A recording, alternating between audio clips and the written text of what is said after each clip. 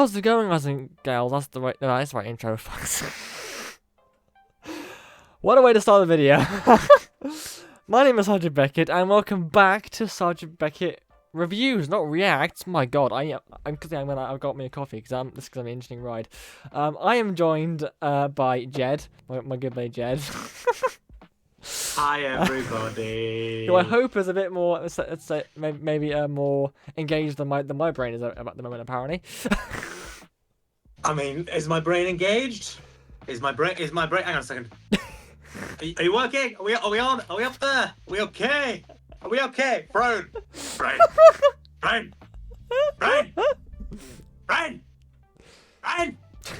So before we get into the main meat of the matter today, the thing, what we're here the to thing, do. yes, the thing. We into the thing.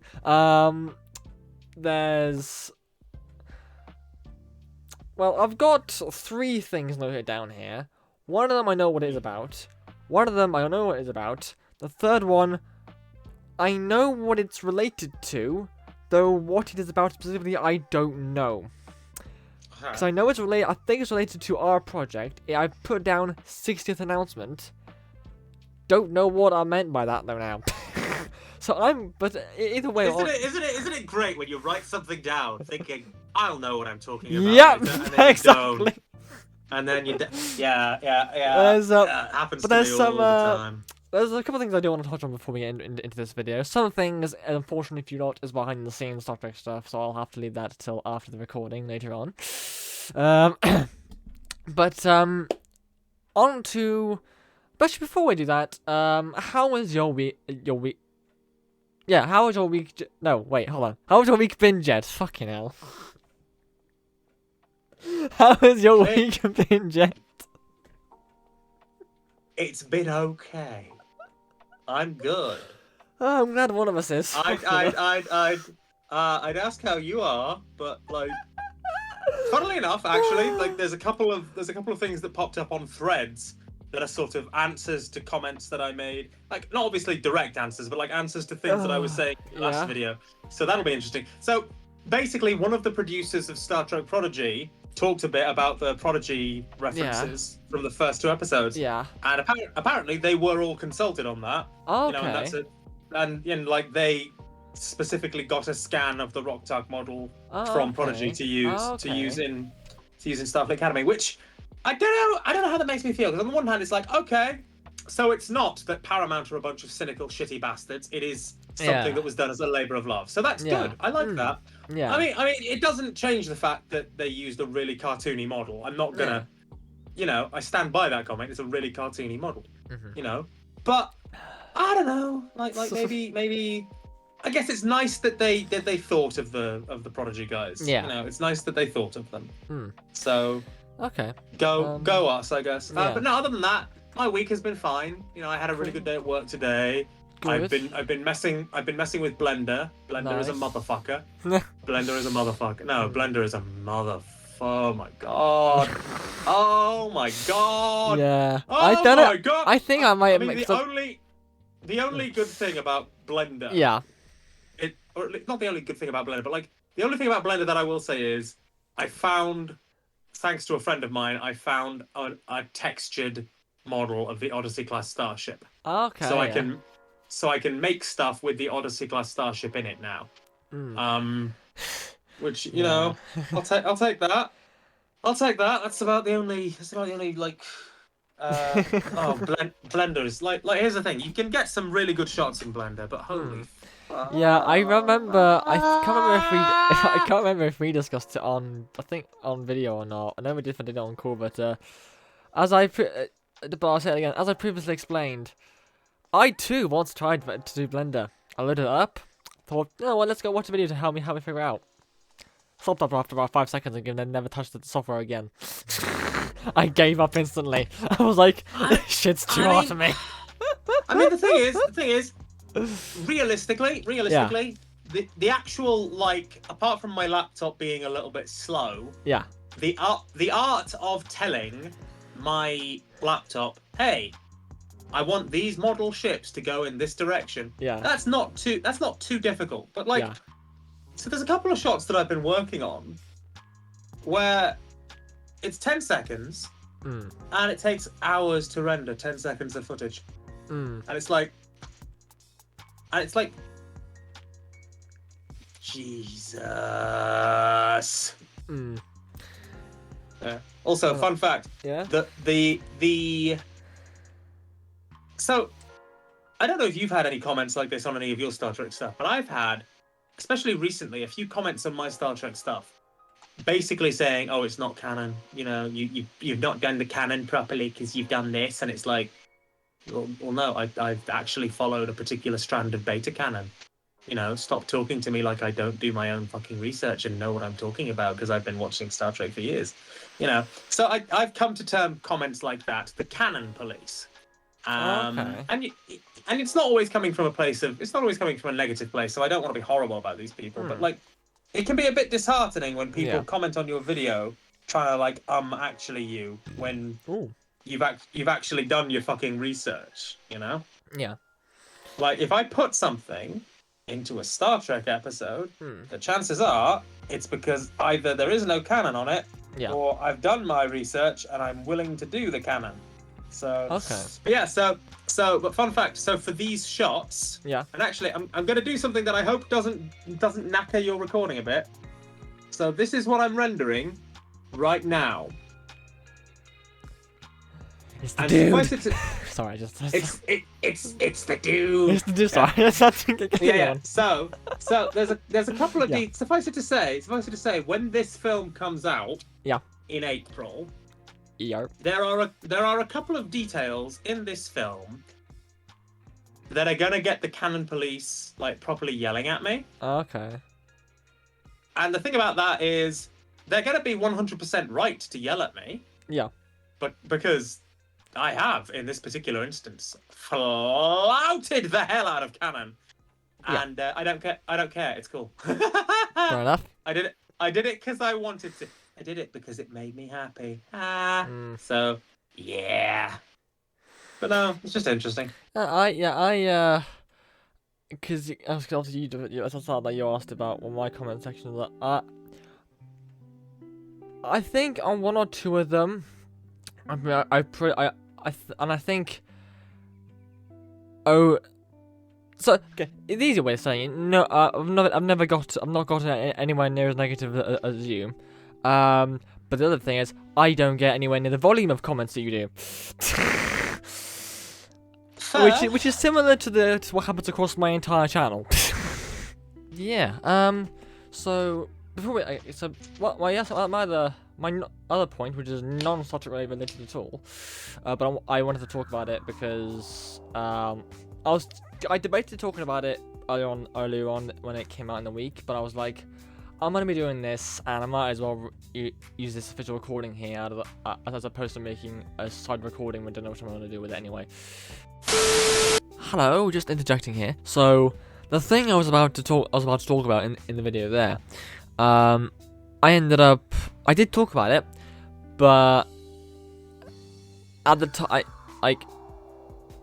I wasn't too. I was sort of rushing it a little bit, and I wasn't really being very deep. I wasn't very being thorough about my thoughts. And then I was gonna settle at the time, but I'm looking back now and I'm just thinking, like I said, I recorded a video. I was gonna record a video previously and put it in and then upload it somewhere for whatever reason. Instead, now I'm just gonna record that same video, but just put it in here instead. And the reason I didn't go very deep into it is because I felt because Jed didn't have as much knowledge on this franchise as I thought he did, and so I kind of felt like he was just sat there waiting whilst I did my own thing. So instead, I'm gonna just do this part here, slot it into the video, and then we'll be hunky dory. So what I want to talk about is the new Life is Strange game coming out soon. Well, I say soon. Announced a couple days ago that coming out on March 26th is Life is Strange Reunion. So I've got a bit of a weird relationship with Life is Strange, in the sense that I'm close enough to the franchise that I'm excited for this new game to come out, and I want to play the game. and experience it. But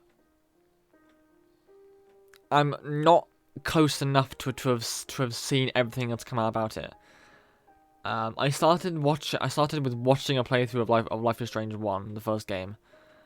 I've been gradually, I've come into awareness of the other games after, like, I think, like, probably like a year or two after each one came out. So I was aware of Life is Strange because I did this in my previous video. I was about to look at this game list and realized there was so many more than I thought there were.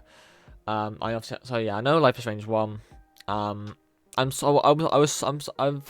familiar with Life is Strange Before the Storm. I now know what it is, but I'd sort of heard of it before. I'd never heard of the awesome adventures of Captain Spirit until a couple days ago. I knew of Life is Strange 2, but I was already sort of I associated Life is Strange with Max and Chloe because I was so because I enjoyed watching the first game so much. Although I didn't really have an interest in the second game. And then, because I didn't really look into the second game or anything, I thought that True Colors was just the same game as Life is Strange 2. Just different parts of it. I've only been aware of the remastered edition in the last year or two. Double Exposure I was aware of. Again, between Life is Strange 2 and Life is Strange Double Exposure, it was a period where I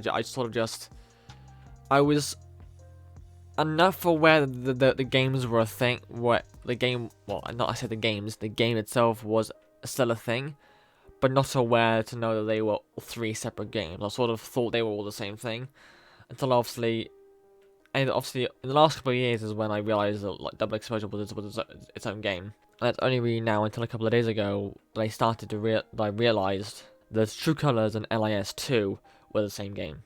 No, sorry, we're different games. Obviously now I'm back. Obviously with Double Exposure, my feed's just been given. That's kind of come up on my feed, that I've now just come back and into the loop of it now, and I've come back in at a time when I came back before Life is Strange Reunion was announced. And I want to play it. The first one I actually want to play. But hopefully when it comes out on Game Pass, so I can play it on the Xbox. Because I don't know what it is about Life is Strange again, but like, I've got this weird relationship with Life is Strange, and it is connected to Chloe and Max. I can't describe it much more than that. I associate the game with those two, and I guess as the years have gone on since the first game, I've sort of like grown more attached to those characters, I guess. And now that, obviously, I think that sort of attachment grew once I discovered, obviously, in Double Exposure, Max returned, but it wasn't with Chloe and stuff.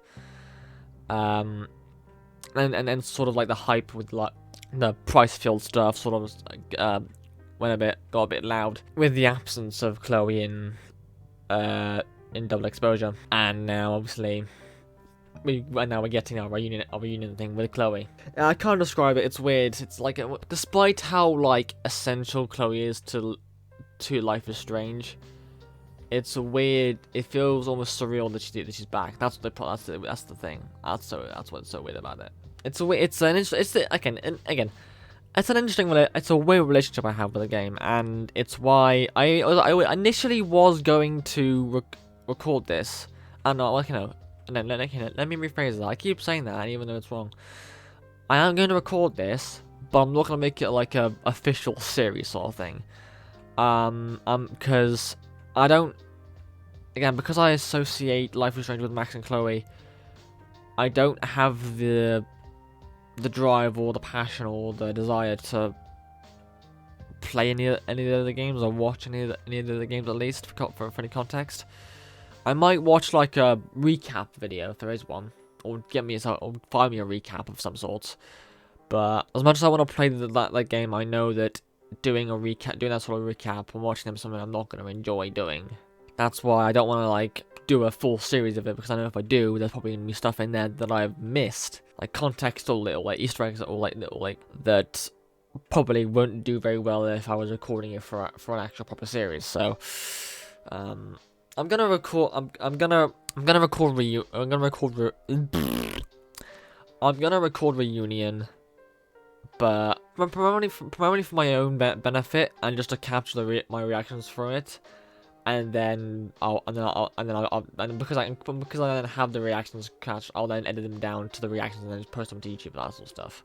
I mean, you can hate me, you can hate me if you want, but it's just the way it's happened, and it is weird. I don't understand it. Just interrupting myself here, just to make a correction. I now will be playing Life is Strange Double Exposure, because originally I wasn't gonna play it, like I just said. But now it appears that in the start of the game, you get to pick sort of what relationship you have with the characters from Double Exposure. And if that's the case, then it probably would be better for me to play that game and get at least some sort of, you know, experience with it. I won't be recording it. That one will purely just be me on my own. But I'm not going to play it. Plus, I've also found on Xbox, unfortunately it isn't on Game Pass, but I can get a twin pack of both games for about 54 quid. So, yeah. It's been a bit interesting as well to see the reaction to it online. As I try to keep things respectful on this channel, and so I know there are people who saw different sides to Chloe and Max's relationship in the first game. I know there are people who really liked their bond and really liked the friendship they had and how it grew eventually to what it became in the end of the game. And I also know there's those who saw it, but who played as a game, who obviously saw the same stuff, but they saw it differently, and they didn't really like how Max was treated by Chloe and stuff, so they had Max pursue other relationships, and how both those reasonings sort of came to like many people being more emotionally attached to the couple and preferring to sacrifice Arcadia Bay for Chloe, and how those who weren't as attached were more pragmatic and maybe, well, maybe not pragmatic, but just saw it from a different perspective and thought that it would be better to sacrifice Chloe to save Arcadia Bay. So, obviously, and with the internet as toxic as it is, that has led to people thinking that people who sacrificed Chloe, thinking that the obvious choice was to sacrifice Chloe to save Arcadia Bay, and everyone who saved Chloe were just stupid simps. And those who saved Chloe, thinking that those who sacrificed her, thinking that they're nothing but emotionless idiots. That's a very over-exaggerated simplification. I know it's a bit more nuanced than that. I was simplifying for the sake of just of this section. I know there's some nuances though, but you know it's a little bit like that for some people. But because of that, obviously that there's now people that the people who sacrificed Chloe are seeing this, and they're either and most of them are seeing this as stupid fan service to the Chloe and Max simps, and that it does nothing to further the actual franchise. And then there's everyone who's saved Chloe, just going apeshit and being really happy and excited. I'm one of them. Like, I am one of those people. I mean, okay, I'm not going ape. Okay, no, okay, I say I'm not going apeshit. Probably am a little bit, based on what I've said about this whole thing, that I've never played a game, only watched the first game, and now I'm playing the new game. But like I see both sides of it, and I can understand why different people think different things. Yeah, for me, I think it's gonna be great because I was one of the ones who wanted Chloe back, and there's been some other things as well, like as there is on the internet with these sort of things with complaints. Some people aren't happy with the appearance of Chloe. Some people say that, and they've said this about Max as well in the recent games, like the the characters look nothing like the original characters, and or one looks fine, but the other one looks nothing like the other, or their hair's wrong and stuff. I look at them and I'm like, I mean, yeah, they look different, but they are older. Yeah, Chloe's face isn't as like sharp as it once was. That's because she's grown older and she's probably filled out a little bit. So a few people have also wondered about who the original who's voice acting the actor for Chloe, or who's voice acting the voice for Chloe, and because I've had little knowledge of what's going on with the series over the years, I wasn't sure what happened, but it appears that, from what I understand, initially I think for one of the prequel games, the original, because the original voice actress was part of SAG-AFTRA, and there were some strikes around the time that I think it was before the storm. The original voice actress wasn't willing to like stop the strike to partake, so they got a non-union acting to do it. But I think the original voice actress did end up voicing a few lines for one of the episodes of that second game. But then I think, from the sounds of it, the original voice actress was always open to the possibility of returning for Chloe, but the company ended up wanting to use non-union based talent and sort of base their production around that, and so asking the original voice actress to come back would have required them to like adjust, like change up the production, and I think it was go through negotiations with the union. I honestly only looked that up because I'd seen a few things that there was something going on with the original voice actress. I didn't know what, but just that I think I'd seen a few things. I think I'd seen a few things that where she had said, or someone reported that she'd stepped away from the game for a little bit. That might have been due to the SAG-AFTRA stuff. And then I just assumed that, she's not part of the game series anymore, and so that's why when I came here, when I saw the trailer, I was like, oh, who's voice acting her? Because honestly, that voice, the other voice actress, the new voice actress, she's done a pretty good job of voicing Chloe. Like, because it's been so long, because I've got a somewhat memory of how she sounds in my head from the first game, because it's been so long since I've actually seen anything from the series. So yeah, this was a bit of a ramble, but this was a few points that I'd noticed across the recent announcements and things that I've seen online about it and stuff. I'm excited about it. How I'm excited about it only having really watched the first gameplay about almost 10 years ago now, I don't know, but I am, and I'm hyped that Chloe's back and that Max and Matt together, or they're at least in the same game together, and I'm looking forward to playing it. But yeah, but anyway, I'm gonna stop rambling now, and I'm gonna hand you back over to the video. My current passion / interest for the entire thing currently lies in this new game, and I don't have and obviously with my ADHD, whatever brain, I don't have the, ooh! That's an audio change. Audio. Oh, it's gone back. Yeah. There was a bit of background noise for a long time there, and then it went away again. Yeah, because I accidentally pulled the wire out of my out of my chair because I like Captain Arcade can't sit in a chair properly. Right. So Oh, so I pulled my mic wire out. It fucked the audio for like right, 2 fair seconds. enough. Never mind. But I say I'm sorry. I'd say I'm sorry, but I'm not not, sorry. you're not Suffer! um. Well, with that, I'm going to move us swiftly on. And you think your ADHD brain is but I don't know what the fuck's wrong with my brain.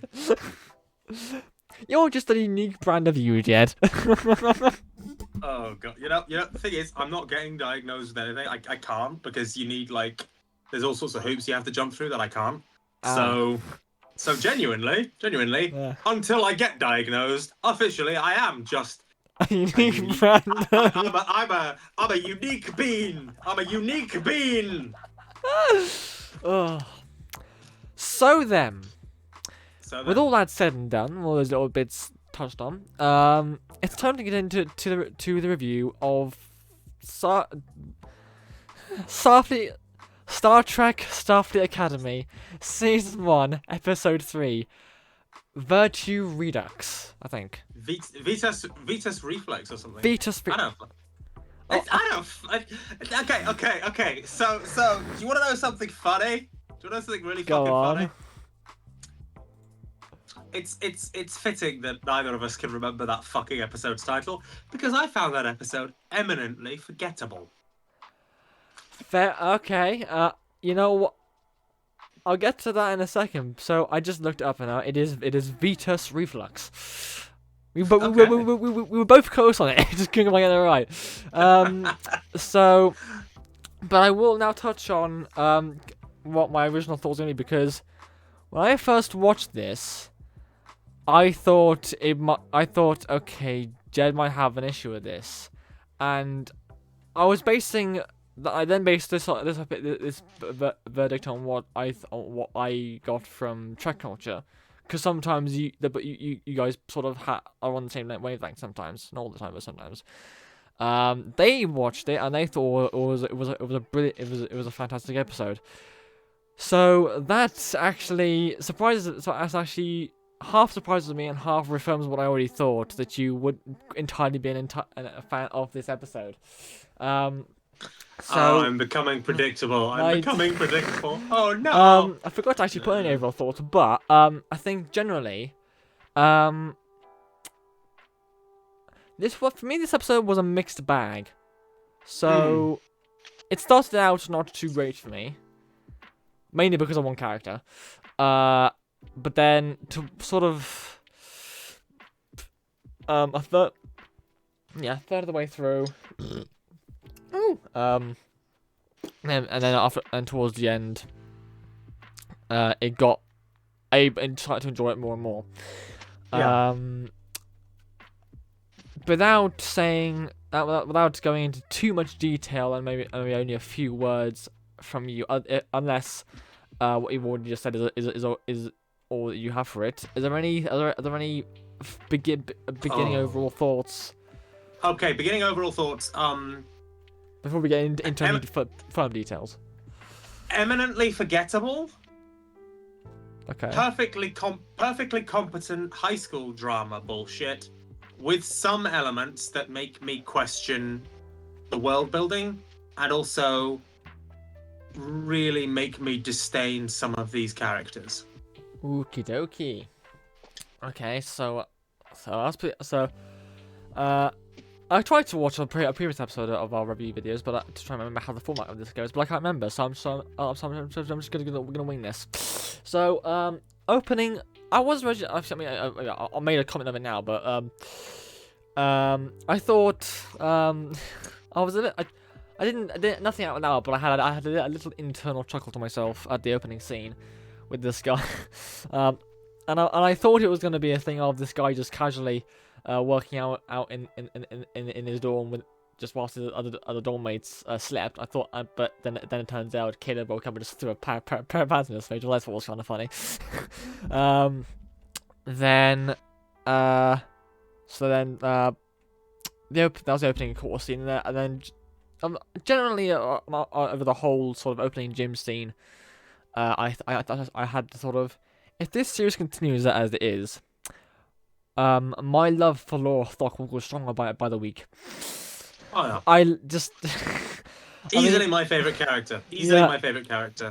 So, I continuing with said gym scene. I did like the um how our Laura as they all lined up for the signing thing. Laura went. Sign up here. Proceeds to aggressively tap the robot on the head, and it goes ow. I found that quite funny. And so we get to the first comment. The first of several comments I would make about. Now I remember his name, Darum. And it's something I noticed when his first encounter at in the opening scene in the corridor when he bumps into Genesis. Yeah. From my perspective, that and this comment comes from when he's having that, like, obviously that back chat talk between him and the Betazoid's brother and Genesis and Samuel, I think it is. It's I put Darum is trying too hard, too much showing off. Genesis gives confidence. Darum gives ego.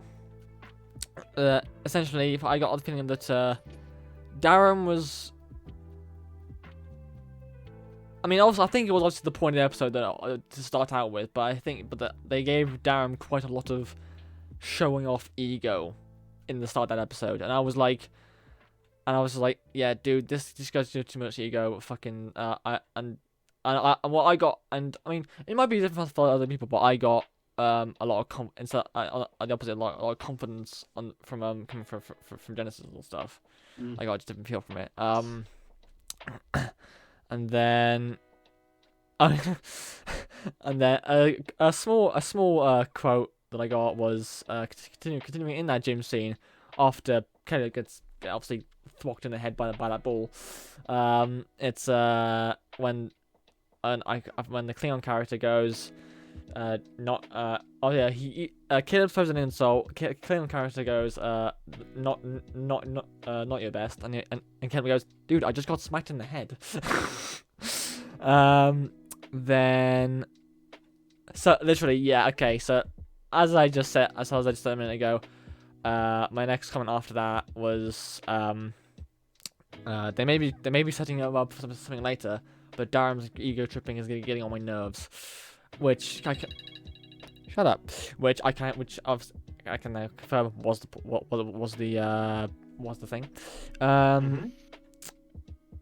Obviously, then we had the first prank by the War College cadets, the transporter hacking scene, which I think we'll hear your side of that in a minute. Then, so not only we discussed it, but Trek culture people discussed it too. There's been discussion, obviously, about the main theme for this series and how there's a lack of Star Trek rhythm to it, feel and stuff. Both it wasn't the same wording, but both sort of like you and them sort of use the same sort of thing. Like, there wasn't anything like you could like hum to or hum to. So this is it, right? Is that like a Star Trek theme has a theme? Yeah. You know, there's that motif. Like, the point of a good Star Trek motif is, here is a Star Trek theme that we can constantly keep coming back to, that is the theme of the... Like, for all that I didn't like Discovery had one. Picard didn't have one, but then Picard ended up having one with the Titan theme for, Picard Season 3. Strange New Worlds has one. Lower Decks has one. Everything in New Trek has done right by that one aspect, and then you've got Starfleet Academy, where what is the main motif of Starfleet Academy? Genuinely. But I was listening to it and I was like, okay, there may not be like a main motif, but I am hearing like familiar Maybe not like maybe it's not like it's. linear rhythm themes, but like elements. Oh yeah, no, Like musical elements from past. Yeah. make no mistake. Jeff Russo is a very good composer. Mm. You know, it's just I don't know. Maybe they were going for something different. Yeah, Maybe we'll that's fair enough. grow I into just yeah. something. You know. That's why I just on like a second. After that was the second time we'd actually heard the theme as opposed to it wasn't the first episode. I was like, actually, Indeed. I'm hearing it now, and I'm hearing there's a few different like instrumental elements that I'm hearing that do. I'm okay, yeah, that's associated me to like previous Star Treks. I didn't have much to say about it, but I just noted down that the little scene after the whole incident with the starting of the pranks. I liked that initial first scene between Laura and Ake. Nothing much new. I just I enjoyed it. So a smaller note. I loved that with the initial introduction of it. I loved the little talking flower thing. I thought it was kind of funny. Then the next one note is a quote. Whilst obviously, I can't remember what it was they were doing, but whilst obviously our little team was in that whatever that room was doing whatever it was they were doing, so I watched it a bit. It was the Tannoy voiceover as Mr. Colbert goes. Talaxian, I can't remember what it was, but it was the Talaxian fireflies attempting to mate with a beaker. And that had to give me a little bit of a chuckle. Another little chuckle moment was during that same scene, Sammy being the inquisitive newborn field they've given her hologram that she is trying to lick the blue stuff that was in her hand. I thought that was kind of funny. Not something she did, but more of a quote from her. This is not like laser tag. It is not. It is not. No, it's not like laser tag at all. And then similar with that whole like I'm gonna call it like war games aspect that they had, whatever that was called.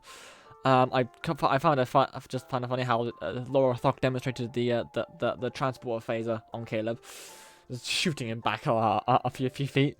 I mean, it's his fault for being late. Yeah. I wasn't complaining. I wasn't complaining about it. I just found it funny. That's what it was. Yes. So by this point, I was really getting pissed off with Darum, and it was at the moment obviously when he'd won that first game, and obviously he'd given it was one after he'd won that duo, the one-on-one thing between him and Genesis, and those cadets were like chanting him on that little like chair thing.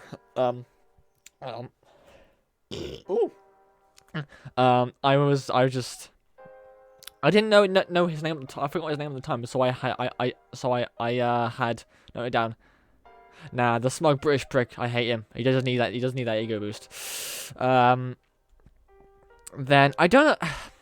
It might have now. So I had this comment the first time around when obviously they had the first announcement that they revealed it was the Walker Deads who done the whole transport hacking thing, and I don't know if it's because obviously the first time we get introduced to the War College people, it's obviously when the new cadets, the first time the academy, and there's those representatives that are there to greet them and stuff. Yeah. And I think those are actually a more official officers than the actual cadets or not. But there was something I think I was associating them, the more professional ones, with these guys, and because there was something about the War College students that I just couldn't place, but there was something about them that just really seemed petty. I don't know. There's something that just put me off for them entirely. I mean, there's a whole line of commentary that I have about those pricks, but we'll save that for when you're done. Yeah.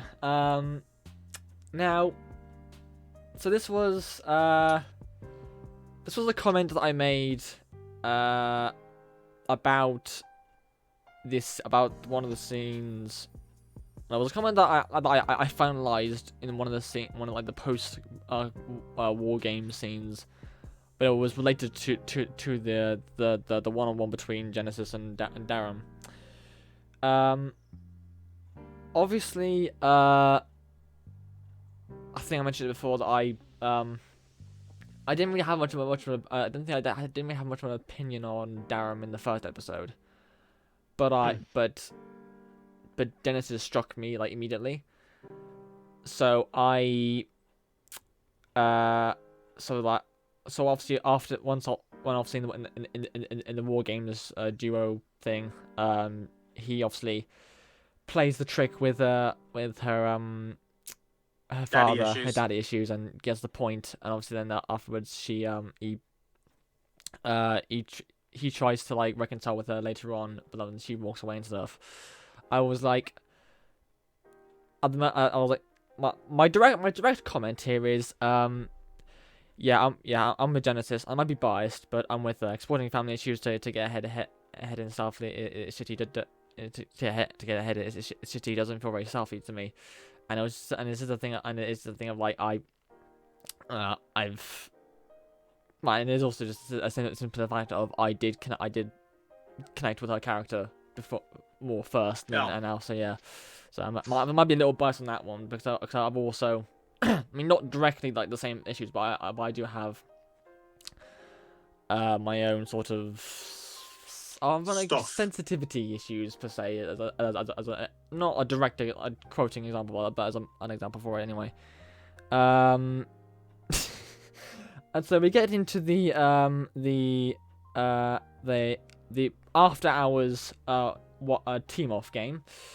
And my first thought was, the fuck is the snow satchel doing there? The massive snow gorilla fucking looking mascot thing. And I think I might have missed something in the rules of that game because I was like, what? Because then I said, I wrote down, what the fuck's with the mascots? But it seems they were just like a visible target for their like capture and hold thing, whatever. And then same little combat game again. Darren going, have faith in your captain. You ready, Sam? No. And then it was, oh yeah, yeah. Yeah. Then it was obviously after Darren got a little bit too into it, let's say, and punched that Vulcan cadet. And then after he gets obviously like timed out for it, and that put on the side, when Genesis takes over as the captain and stuff, he then shouts over to her, get physical and fight back, and I was like, get physical? Dude, you just got fouled for that. What the fuck? I can't remember what he did after. I think it was him, like, I think it was when he was watching them watching out what they were doing, and then trying to shout at them to try and get them to like trying to shout Spanish at them, and that's when I just can't remember what it was exactly, but I remember I just put cry harder. I think it was directed to him. I can't remember who exactly it was, but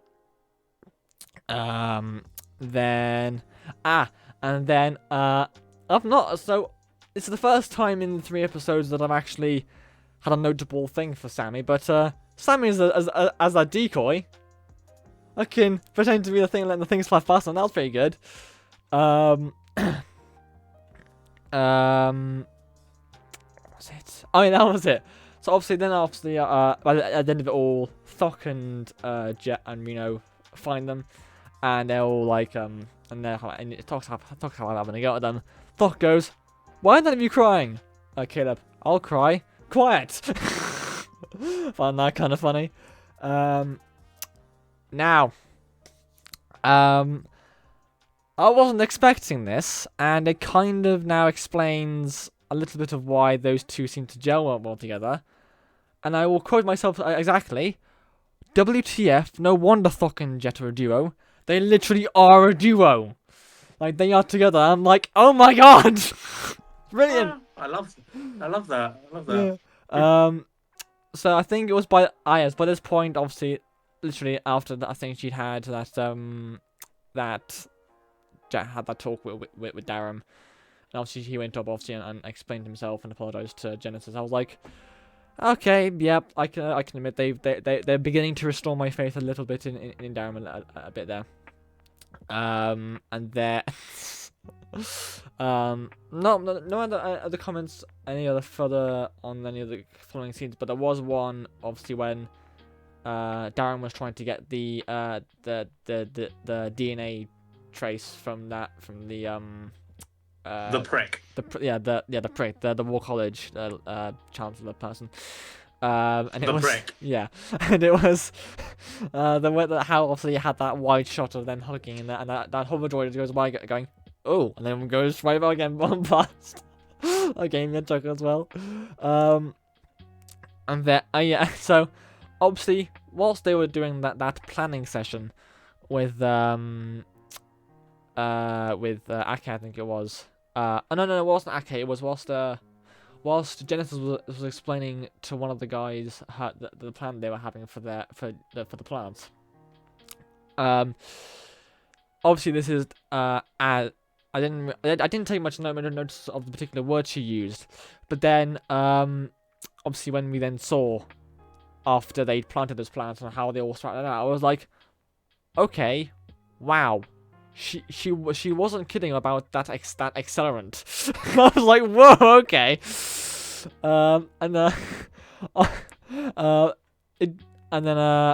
It was in the same scene where obviously the plants were all the plants were all like growing and stuff, and she just had was one shot obviously where it has one of the plant's heads come down into camera view as one of the kills ran past, and she's screaming ah, and then in a high pitch the plant behind her goes ah, and that was funny. And then after all that stuff, was back in the back in the office with Ake and Caleb. Caleb goes, what is with all the lessons in this place? Okay. Because it's a school. Yeah. Again in that sense, and then it was in the office again, but this time with Ake and Thok. Thok, I'm going to mediate on trust. What do you usually mediate on? Decapitation. I initially found that first, but then do you know what it reminded me of? Reminds me of beheadings are on Wednesdays. It reminded me of Wolf's beheadings are on Wednesdays. I don't know why. It's like it's barely in relation to it, but I was like, I read it down and I was like, hold on. Why does that remind me of Wolf in season 3? And then it's like in that last scene when they're all picking up their like assignment jackets and stuff, and the comment maybe was, if those ever get made like IRL, I'm getting one because those are fucking sick jackets. And the last one, more of like a serious sort of genuine comment. Not that probably any of them will ever see this, but if any of you did see it, obviously, before the credits roll on that episode, there's obviously the memoriam tribute for the costume department crew member Carla Mingardi. Who unfortunately seemed, I think it was in 2024, unfortunately passed away from cancer. So probably they won't see it, but if by chance any of them did, any of her family do see it, then I send obviously all thoughts to you guys, and I'm sorry that you had to go through that.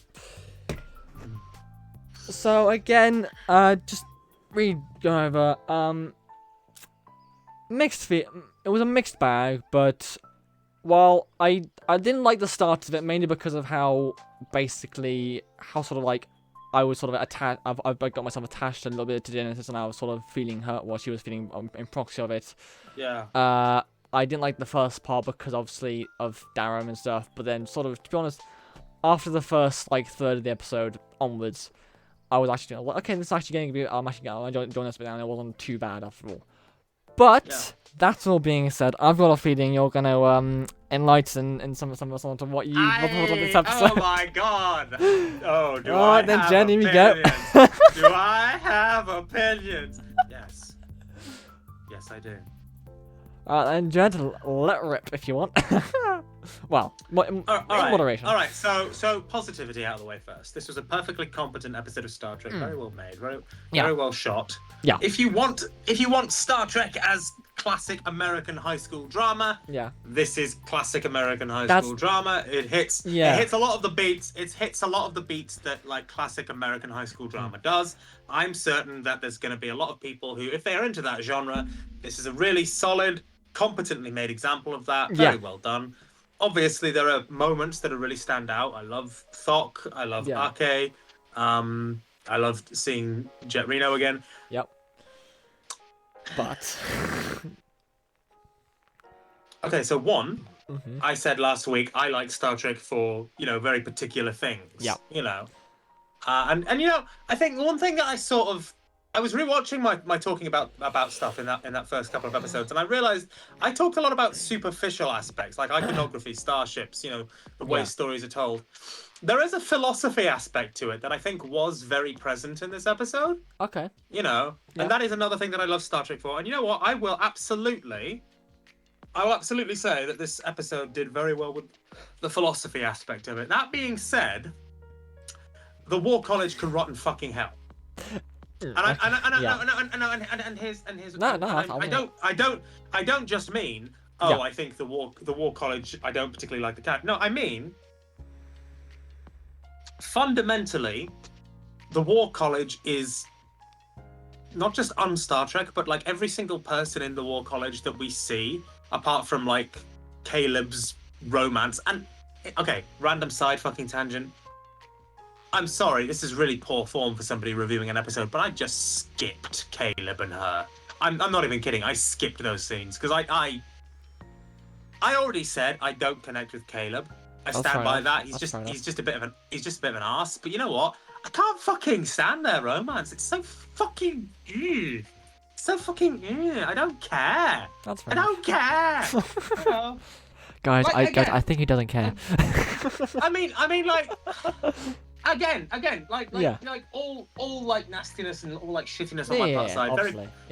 Very, very competently made, very well performed. If that's what you're after, I'm not. It's not what I'm after. And I'm not gonna like apologize for it not connecting with me, but I'm also not gonna say that just because it didn't connect with me doesn't mean it's not got merits. It absolutely has merit. It ain't for me. Yeah. So, and that being said, the War College, I genuinely think. So there's a thing that gets thrown around a lot in amongst all the wanker criticisms basically that modern Star Trek gets about how modern Star Trek people are unprofessional. Okay, and you know what? That's a fair-ish criticism. There are a lot of times where people forget that that seem to not act as though they are in a pseudo-hierarchical organization with pseudo-military vibes. Fine, that is absolutely a thing. A guy in charge of a branch of Starfleet, especially one called the War College, actively encouraging acting like a bunch of childish pricks and actively supporting his cadets acting like a bunch of childish pricks. That man, look, I'm sure there's some fucking person who's actually served in the military somewhere who will be like, oh no, it's entirely like that. Cool. Not in Starfleet. He should not be allowed to wear that uniform. You don't deserve to wear that uniform. He needs more than just to have RK and her cadets humble him. He needs to be out of the fucking uniform. He needs to be cashiered from the service. That was fucking despicable. That was fucking despicable and unacceptable. And, I'm not being funny, right? Starfleet is not a military organization. Starfleet is a combined defense and scientific exploration service. Okay? So the idea of having a war college, I guess, kind of makes sense if they've been on the fucking back burner and back foot for like a century. Fine, sure, whatever. But you know what? It's Starfleet. Starfleet is not about acting like a fucking childish cunt and then going like, my cadets will continue to outmaneuver yours. Well, then your cadets are a bunch of shits. Your cadets are a bunch of up their own ass shits who do not deserve to wear that uniform, and neither do you, you twat. And there are very few times in modern Star Trek where the level of unprofessionalism in the show has reached the point where I can look at it and go, no, actually, you don't deserve to wear that uniform. Like, I don't care about people crying in Star Trek Discovery. Fine, cry, love that. People have emotions. I don't care about banter on the bridge. Fuck it, love a bit of banter on the bridge, But I do not fucking hold with a guy who's supposed to be the commandant of an entire fucking branch of the service acting like a petty shit. I do not hold with it. And I swear to fucking God, he'd better, in the next, 7 or whatever episodes in this fucking series, get his ass so thoroughly fucking humbled. The likes of which even fucking God has never seen. Because he is a twat, and he deserves a smack in the fucking dick. And also, you know what? It is very rare. It is very rare that this sort of stuff really hacks me off like that. But no. I was going to say, I think this is the first time I've ever seen you speak out so strongly about anything in this sort of context. Well, look, it's not criticism at all. Just a lot of stuff makes me annoyed about modern Star Trek, right? Yeah. But I don't like Star Trek Picard season 1 or season 2. But there are people who do, and there's nothing in them so egregious that I feel moved to go, fuck you, character, fuck you, and I genuinely,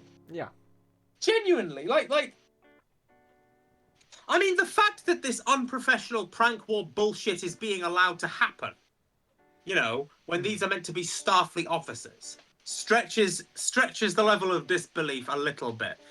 Suspension of disbelief is a thing. I will happily suspend my disbelief, but I will not sit here and think to myself, oh no, it makes perfect sense that people are encouraging this prank war bullshit. When these are fucking these are going to be Starfleet officers held to a standard. This is not, these are not children. These are people who are meant to represent a standard of diplomacy and empathy and kindness. And an entire half of their service are a collection of absolute fucking knob cheeses.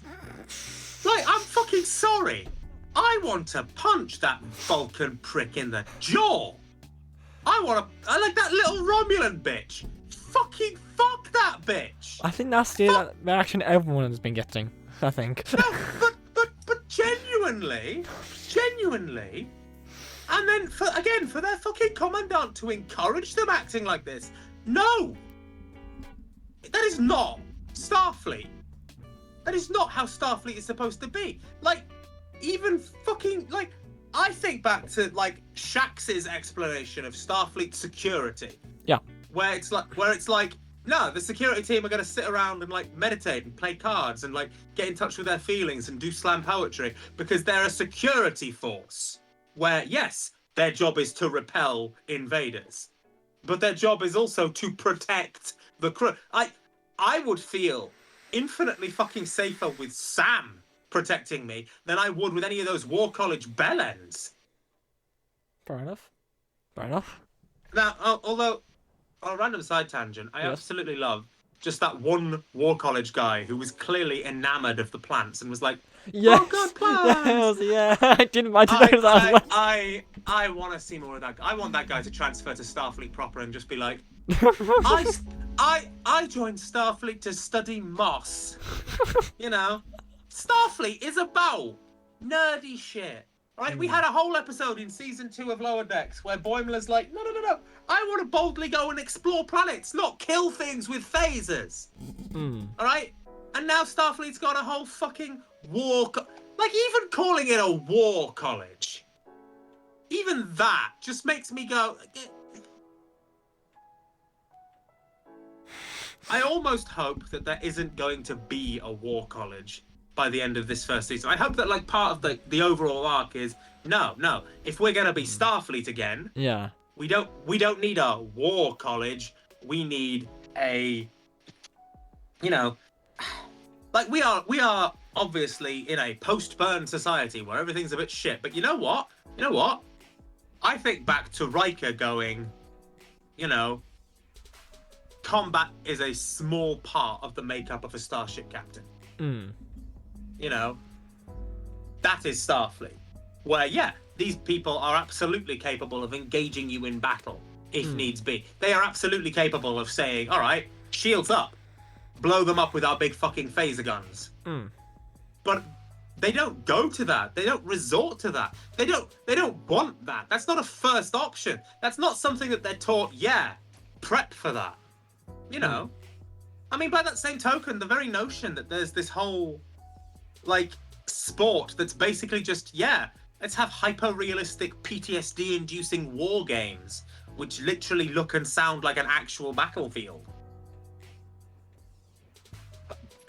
Pardon me. What the fuck? And look, again, there's part of me that just sort of sits here and goes, it's like that one thing from fucking Star Trek 3. Come, Mr. Scott, young minds, fresh ideas, be tolerant. And you know what? I have tolerated a lot of ideas in modern Star Trek that I thought were dumb. And I have loved a lot of ideas in modern Star Trek. I have loved the increased diversity, the increased LGBTQ, representation. I am a firm proponent of a lot of the changes. I love fucking Lura Thok, despite all the whining little neckbeard shits whinging about there being a female Jem'Hadar. Alright? I love all of that shit. What I don't love is just these moments that feel like genuine failures to understand what Starfleet is. Or maybe it's not a failure to understand what Starfleet is, because obviously this is a serialized, episodic, but still serialized story where they are developing and there are story arcs and character arcs. Well, okay. So, fine. Maybe the War College will get disbanded and all these pathetic little shits in their fucking black jackboot uniforms will be told, no, fuck you, you're putting on a yellow shirt like a proper security officer and you're gonna fucking act like Starfleet. You know what? I'd love that to fucking happen. I'd love for them to be told, your War College bullshit is precisely that. But no. Also, on another positive note. Yes. It's a mixed note. I liked Darum's arc in this. I liked the arc of I liked the idea of here's a guy who's an egotist, but actually no, he's an egotist because he's got this pressure to be an egotist because his parents and pressuring and all that stuff. I like that, and I like that part of it was this realization that maybe he's not cut out to command yet. Yeah. What I don't like is it basically feels like Dal's arc from Star Trek Prodigy, except compressed into one episode. Okay. Are we just okay? Whose one episode story arc will it be next? Are all of our characters who aren't Caleb just gonna have their story arcs compressed into one episode? Is next week's episode gonna be Genesis's daddy issues, or Sam's hologram issues, or whatever the fuck Klingon boys issues are? I mean, what the fuck are Klingon boys issues? I'm a Klingon, but I don't want to kill people. My fucking guy. Klingons have occasionally not killed people before. It's happened. It's happened. But I get that. I kind of don't like how Darum's arc has been compressed into one episode a little bit here, because it's no. I liked how in the first episode he was an egotistical prick, but when the chips were down, unlike a lot of egotistical prick characters, he stepped up. Yeah, he's an egotistical prick, but he was right there in with the others, helping save the ship. I liked that there was nuance to that. There was he's an egotist. He's an egotistical prick, but he can back it up. Yeah. You know? Okay. Like, I kind of liked that at the beginning of this episode, actually. Like, yeah, he's an egotistical prick, but, you know, Yeah. he's an egotistical prick who isn't coasting on his perceived goodness. He's putting in the effort. He's doing the routines and stuff, you know? Okay. I didn't mind that. Okay. You know, I thought, okay, there's nuance to this egotistical prick archetype. You know, Okay. I quite like that. And then they I feel like they compressed his arc a little bit. Okay. You know, for this episode. Maybe I'm wrong. Maybe they'll do more with his arc. You know. Okay. Also, I can't help but feel really sorry for him that, like, you know, his parents obviously don't care about him. He's chosen a career where right off the fucking bat, before he's even chosen, before he's even, like, got to the fucking campus, he's nearly died saving, like, countless lives. And his parents haven't bothered, like, again, you know, it's real in a way. Like, I kind of, you know, I'm lucky. I had, you know, I had support from my family, but, like, just imagining, like, that lack of support from your family, and imagining, like, you know, wanting so desperately to be approved of and to be, you know, loved. Really, you know, I think it's so sad, and I genuinely hope more happens with that. I hope we explore that more. I hope you know, I hope more positive things happen for that character, because it's so sad. You know, I mean, obviously RK continues to be amazing, and actually, like, and in this episode, like I genuinely, I really love the adult cast in this. You know, I mean, like, the lack of EMH was, like, sad. Yeah. We need more. We need more Robert Picardo. God fucking damn it! I want more Picardo. I want more Picardo. You know, more Doctor. Absolutely, but, you know, I think. I mean, overall, there was some, actually, like, as it happens, there are some good moments, and I'm connecting. I think I am connecting with these characters. Like, again, it's kind of a shame that Caleb is the main character, because, again, I'm not connecting with it. Like, I like Jaden, and I like, you know, I like Durham, and I like Genesis, and I like Sam. I really like Sam. Like, I thought Sam would piss me off. But actually, Sam is really. I like Sam. I think for me, based on that list, this is pretty much the same for me. But at the moment, it's not as strong as it was when the episode started, mind you. But for me, those opinions of Caleb and Darren are switched for me. I don't mind Caleb that much. Yeah, he's a bit of a dick himself. But I don't mind as much. But whilst obviously the last two for the third episode did obviously give me a bit different perspective on it, that first third episode of me did leave a bit of an impression, and I'm still like, he's better, but I'm still not sold on him.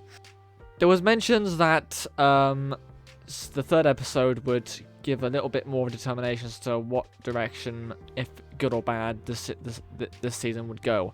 Now that the third episode has aired, what do you think? Based on what we have now on these 3 episodes.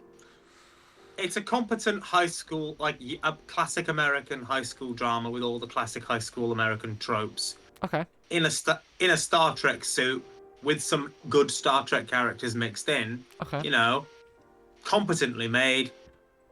You know, again, it's not what I necessarily enjoy about Star Trek. I'm sure there are people who will, and like there's a genuine argument to be made about, you know, it's not what I enjoy about Star Trek. Is it something that other people might enjoy in the Star Trek universe? Maybe, but, you know, I don't know. That's fair enough. See, I stop and I think. Yeah.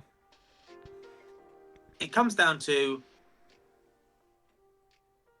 how best to phrase this? I'm going to be a little egocentric. All right. I'm gonna talk about the difference between different shows on the Star Trek Fan Audio shared timeline that you and I run, Yeah. and the difference between shows in like modern Star Trek. Yeah. Because within a single universe, Mm. there has to be that line between we are all part of the same universe and we are roughly doing the same sort of things and feel like we're connected, and we're also doing things distinct enough that there's a point to us existing, rather than, not. Mm. I like Starfleet Academy. I wonder if it's too different. I wonder if it's too much teen high school drama in Star Trek costumes rather than a Star Trek show. Okay. I- Fair enough. Because like Morning Star and Venture and Deep Space Five when that comes out, and Atlas when that comes out. Yeah. Spoiler warning. All of the and the Big E, and Deimos. These are all things set within a shared timeline. Most of them are Starship shows, actually, but they're all doing subtly different things, and they have distinct enough casts that they're telling different kinds of stories. Mm. Like Venture so far is like series-long arcs, in a semi-episodic format. Deimos is like one-offs but set in the 2380s. Yeah. Big E has that slightly lower decks focus to it. Mm. Morning Star is episodic with serialized character arcs. Mm. It's all telling different stories, but it's all still, broadly speaking, Star Trek shows telling Star Trek stories. Yeah. Whereas, obviously there's a philosophical element to the story that we've just seen. Yeah. But I'm struggling to think, is it uniquely Star Trek? Is it something that you can say, if we stripped away the Star Trek trappings, would this story still work? And here's the thing. And here's the thing. Like, it's not like Star Trek is always telling uniquely Star Trek stories. All right. Like I'm not being funny. There are probably episodes across the entire 60 years of Star Trek's history where if you stripped away the trappings, you could tell a perfectly competent story regardless. Right the way from TOS, really. That's fair enough. But I don't know. Like I think. I mean, fundamentally, the two separate questions are, is this series going well so far? Yeah. And is this series something that I personally enjoy? They're two separate questions. Okay. Is this series going well so far? Yes, it's competently made. There are some really good characters. Okay. Your mileage may vary on to whether you connect with individual characters, but overall, it's competent and it's engaging with what it wants to engage with, and it's doing well on that front. So good for it. Is it something that I personally enjoy? No, I'll be honest. Fair enough. I mean, it's not like I hate it. It's like I think if it weren't for the fact that it had the word Star Trek on it, I wouldn't really watch it. Yeah. I'm watching it because it's got Star Trek on the name. Yeah. And I think I'm brought back to Yahtzee Crowshaw's commentary on Star Wars. Like, Yahtzee Crowshaw said, what is a Star Wars fan? There's so much Star Wars that, what is even a fan of this thing anymore? Yeah. Because I find it difficult to believe that there can be somebody who's like, a fan of everything in it because it's all so fucking different. It's all doing such different things. And by that same token, like, I mean, I kind of do fit that a little bit because, I don't know how into it you are, but I've always found myself into like comment sections of Trek discussion posts online and stuff, and it's always I've always seen things regarding different debating various different shows and stuff, and it's always like, and despite how drastically different new Trek is to like classic Trek, I still would consider myself a fan of all the shows equally.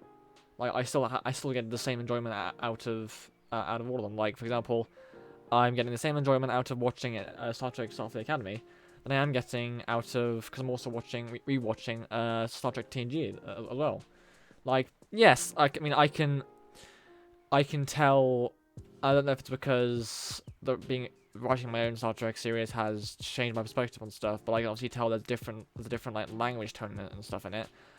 But I think at heart I'm still, and I'm still just someone who it stems from like what the work I've done from the last like 7 or 8 years, like where I was working for my godfather, who was in simple terms a bully and stuff, and basically because his brain works in a fundamentally different way to mine, I was always constantly thinking, and I've always done, and I've started. I mean, obviously, it started when I was watching it when I was a kid. And obviously, when you're a kid, you don't really think of much. But like, as nowadays, I just tend not to think about but I just either don't let myself get bothered about details that some people, people's critics might pick up on or anything. Like I'm just like, yeah, that's a thing that's there, but I can quite easily just look past it and enjoy it for the first thing that it is. So, but I do like get also, yeah. Something like that. I do get that where you're coming from with that like era variational thing. Yeah. I mean, the thing is, like, I always try. Yeah. Especially now, like I wasn't always this careful, but I do always try to emphasize the difference between I don't like it and it is bad and should not exist, because I don't want to ever say this is bad and it should not exist about something, because there's people who love it, you know. And I'm very acutely aware of people's differing opinions on Star Trek series. Like actually a really interesting example. So like a friend of mine recently started getting into Star Trek, and they love TNG season 1. Fair enough. Like Received Wisdom is TNG season 1 is the shit one. They really like it. They vibe with it, and I'm Fair like, enough. oh, okay, Fair enough. fair. Yeah. No, but you know what? Yeah. It's interesting though as well, because like watching them enjoy, you know, what Received Wisdom calls a mediocre or even bad season of television, made me reevaluate, well, okay, do I actually think this is a bad season of television myself? And you know what? I came to realize no. I rewatched it myself and I'm like, no. I like more episodes of TNG season 1 than I don't like. You know, even the stuff that Received Wisdom says isn't that good is actually okay. You know, you can still see good and fun things about it. So, you know, I like the idea of not necessarily disavowing Received Wisdom, but like It's a thing of what I'm hearing of it is obviously you heard from a lot of people that season 1 was bad, and then obviously so you sort of watched it with that impression, but obviously then you saw someone else liked it and thought, okay, I'll give it another go. You watched it and I was like, actually, I've sort of gotten rid of myself. I've gotten rid of that notion of what I perceived of what other people said. I've let myself almost like you've let yourself look at it. It's an important lesson though, because obviously, like, the internet is going to be full of opinions one way or the other. Yeah. Right. And like, I don't ever want anyone, even like watching this thing, to look at my opinion and go, well, I'm going to just agree with that guy. No, please don't just agree with me. You know. Always form your own opinions. And like, if you don't think that I'm right, or if you don't agree with my opinion, great. Please don't. I don't expect you to. I don't demand that people agree with me. And in fact, I encourage people not to. You know. Oh yeah. I think that famous turn of phrase, infinite diversity and infinite combinations. When it comes to Star Trek, absolutely, infinite diversity of ideas, excuse me, and opinions and feelings. I think, if there's any final point to be made in this video before we sign off, it's this. Just because it's not gelling with us, or with me anyway, doesn't mean it's bad, and doesn't mean that I think it's bad, and doesn't mean that you gentle viewers, shouldn't find whatever enjoyment you can out of it. And I genuinely, in a lot of ways, I envy people who can enjoy things as in an uncomplicated fashion. I envy that. I think that it's nice to like things. It's nice to have things you like. Yeah. And on that bombshell, yes, I think that probably calls it. Yes, because as much as I'm enjoying this discussion, I am sort of wary of time, and obviously there are things that are still need to be discussed off camera, behind the scenes stuff. You will never know until later on. Muha, muha, ha, ha, ha, ha, ha. Yes, if you wake up tomorrow and we've secretly taken over the world and planted the United Federation of Planets flag over every major capital, you know why. Oh, be careful. Also, saying that's not some of the moment. hey! I'm not being funny. Would people rather we rule the world or certain other people rule the world? Like, I know who I'd bet on. I'm not gonna say the same. I died. I suppose my mind's actually not gonna blank on the subject. For God's sake. And you know what? Anyway. Considering it's politics, that's probably for the best.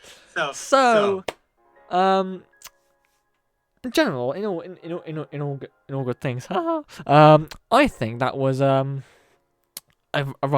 per usual, rather good discussion video. And as per usual, if like we've just been discussing, if you guys have any thoughts on this video, please do leave it down in the comments. Not that anyone does. Let me know. Let us know what your thoughts are, and if respect the differing opinions, and if you don't, you get fucking deleted. I don't know why I went into Scottish all of a sudden. But yeah, so thank you so much for watching this video. I will link Jed's shit in the description. No. Link my channels in the description, alright? My shit belongs in toilets. But don't touch that jokes! Please consider subscribing to Jed's shit. Yeah, totally.